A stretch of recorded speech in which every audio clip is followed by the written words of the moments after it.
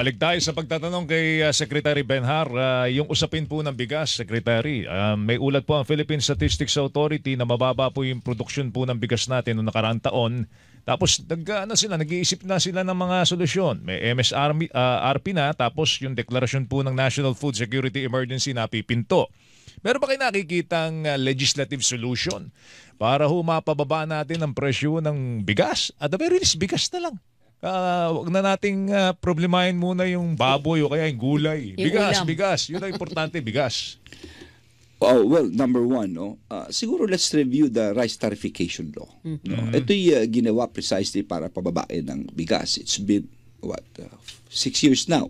Kung di ako nakakamali, 2019 ito.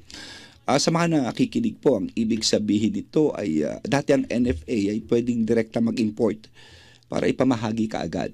At ito'y binuksan sa pribado at bawal na nga ng NFA sa lokal lamang. Yes. No? So, balikan natin ito.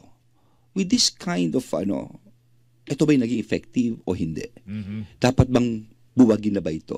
Dapat bang amyendahan ito? That's one thing na napaka-importante po. No? Pangalawa, yung ating magsasaka, ito po yung tinatawag natin food security. No? Alam niyo, magandang ginagawa po ni Secretary Laurel at ng ating Pangulo. Dahil kung ikaw ay isang magsasaka, ang una mong problema ay ang puhunan mo. Kumakapit ka sa 5-6 kung minsan. No? Pangalawa, with climate change, babagyuhin ka. No? At pangatlo, yung amilyar ng lupa.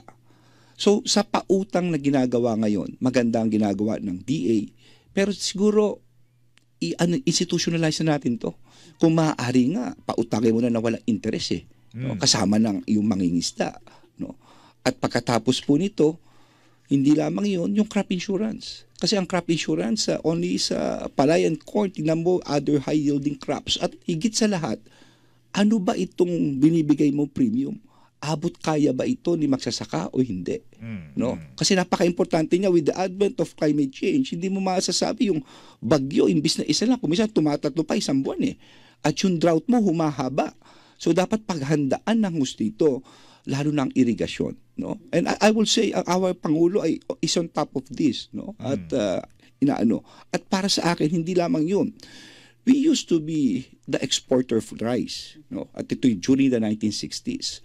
Pero nag-iba na yung dating mga nag-aaral sa atin, mga tiga-Vietnam, Thailand, baliktad Sila pa nag-import.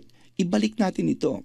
And the first things first, yung ating mga rice fields, siguro yung pagbahid ng amilyar should be an incentive here. No? Kung pwedeng babaan pa nga ito para wag na maano pa into other things. No? At pangatlo, kung magsasaka ka o mangingisda, iisipin mo para ang kapakanan ng anak mo. Anyway, mga ayuda tayo, kamukha na sinabi ko, siguro, isa na rin ito. Kasi ginawa namin sa Mandaluyong ito Binibigyan namin pabaon yung mga bata. Kung kaya natin gawin yun on that basis at makakompute para wala na iisipin si magsasaka tungkol dito. Dahil mabaha ka na, maano ka pa, sunod-sunod ito kawawa naman. And it goes without saying, of course, yung infrastructure nito, kamukha ng mga silo, yung mga dryer, etc. na ngayon naman nakikita ko maganda plano at ginagawa ni ating Pangulo at of course ni DA Secretary Laurel.